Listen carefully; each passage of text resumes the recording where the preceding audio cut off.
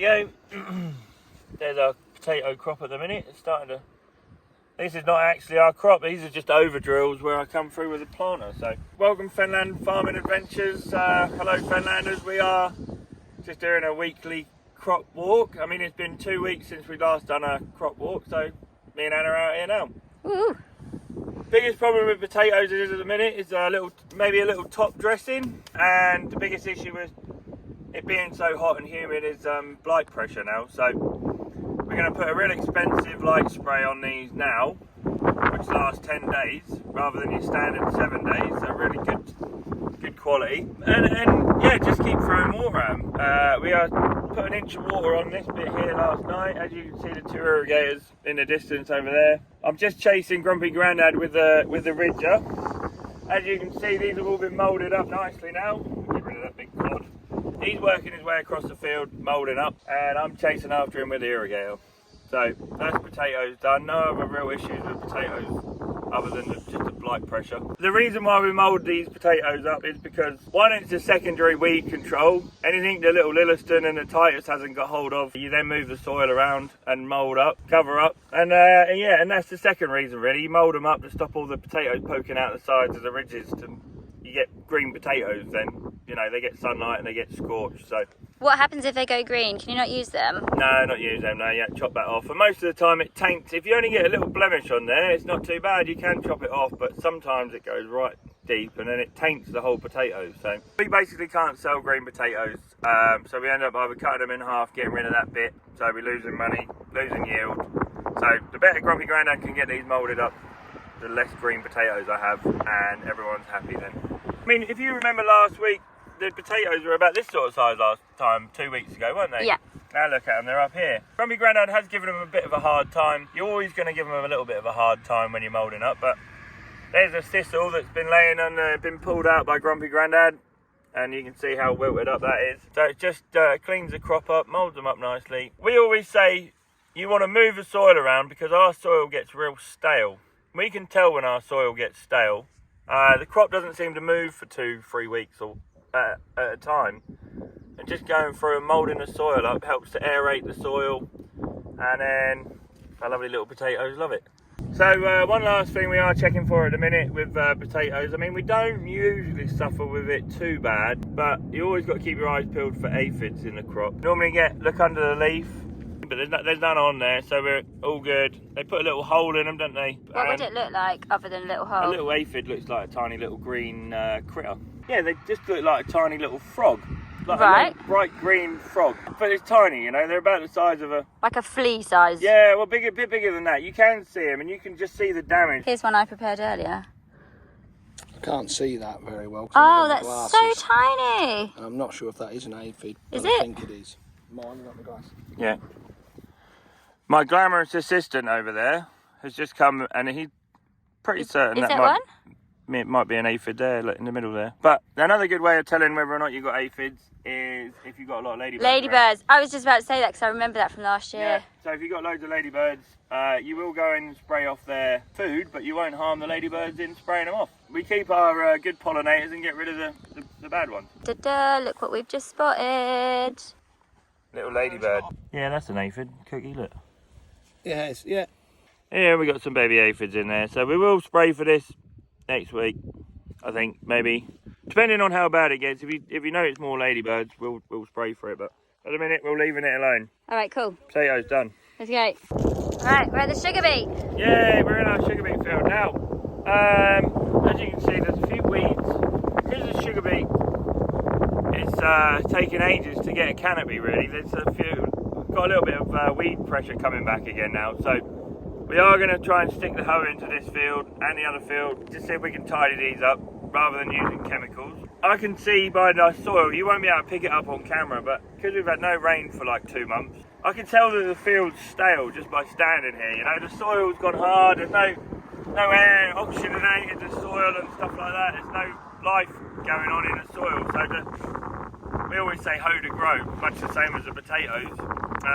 Stops it being stale, lets some air in, lets the light in, lets the moisture in and stuff like that. So that's our first job. Then the second job, we're going to spray for aphids. These are all treated with Caruso which is a seed treatment for aphid control, and that normally lasts 8 to 10 weeks from planting. Well, we're 2 months into planting now, so that's running out. So we're just going to come in here and put like a manganese and an aphid control spray in very shortly.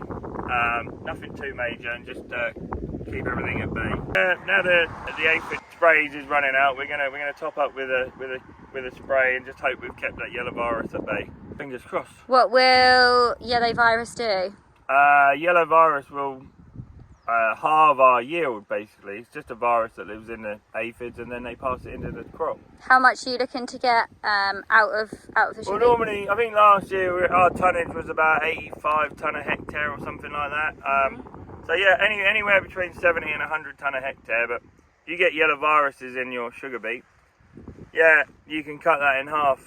You can cut that in half, or at least in half. So we haven't suffered too badly with it. I mean, everyone suffered the other year with it. So I have got to get the spray on this week. So hopefully today or tomorrow I can get it done. So What would you be looking out for, or if you've got it, is it just in there?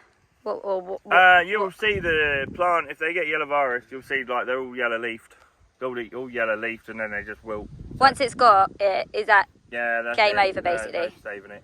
So and that's like, if you've got aphids, they could be likely to then infect the sugar beet with Potentially yellow snowball virus. again, like we're on the potatoes. Once they start infecting crops, they just move from plant to plant, I'm guessing, and infect again. Could they come Like from? grandma's Could they? Could they come? The aphids come from the potatoes. Could they kind of get over here? Same aphid or not? Like, as in, like, if they're on your potatoes, one they road wander away, across? could they get over? They can wander over from crop to crop. As long as they've got the virus in them, they can spread it. Can you just put a little fence up to stop them? You know? Big. All the way along. But yeah, there's our sugar beet at the minute. So that's not even well, that's about a tenth of the size it should be. Be down here, real fat like this. So let's say that's a tenth of the size, and it's now, what is it, June the 19th, June the 18th today? So 20th today. yeah, we'll come back and have a look in a couple of weeks' time after we've aphid sprayed them, and go from there. And Norfolk shows next week, so... Norfolk shows next week, but they were not even touching, they're just about touching in the rows. They weren't touching in the rows by the Suffolk show at all. So, No. the only other thing is the wheat. We're just keeping an eye on the wheat for our yellow rust, just a fungus that lives on the leaf. So let's go have a look. What's that? Aphid. Yeah, that's why the ladybirds in here. You need a lot of aphid to worry about in wheat. I did just see a ladybird. So yeah, this is I think it's a feed wheat around the outside of this field, and then I've got Skyfall here. Goes into making all your bread and everything you have for breakfast and stuff. So yeah, normally if you've got yellow rust, it'll be all over the leaf, little flecks of yellow all over it, but we're all good at the minute. That's why we're just giving the crop an ear wash, just to help it keep the fungus at bay. Is this on the ends a little bit of scorch that you were talking about a few weeks It's ago? a little bit of scorch from the liquid fertiliser. Right, okay. So we have tinged the flag leaf a little bit, which I didn't want to do. That's where all your yield comes from, but... What's that? Cookie's just found some aphids. What's aphids going to be doing in wheat? We don't want them. No, so we've got a few aphids in our wheat crop, and they could be migrating into the sugar beet and into the potatoes, but I've never really seen wheat aphids before.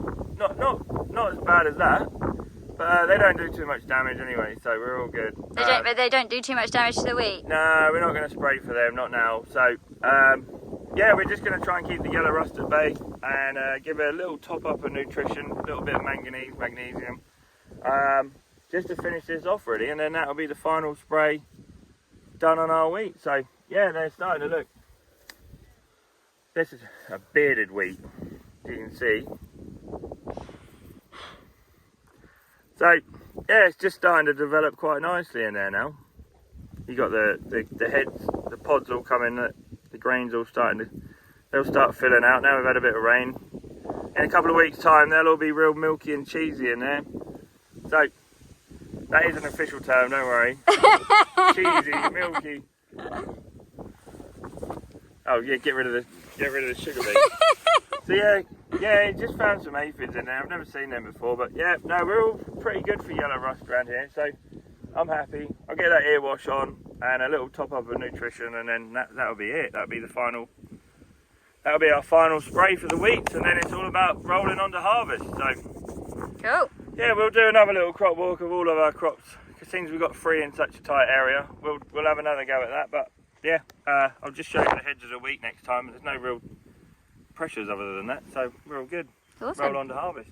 What is everything else on your fields, like over Hotcold and everywhere else, looking pretty much the same? Yeah, pretty much the same. Yeah, I've got some weeks looking better than others. You can't never count your chickens until they hatch. So yeah, looking alright. But that's the next thing, isn't it? We'll have a thunderstorm and it'll all go flat.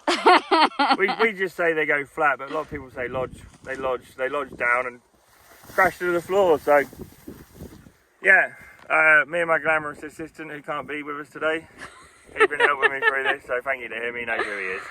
Cool. All right. Let's go do some work. Cool.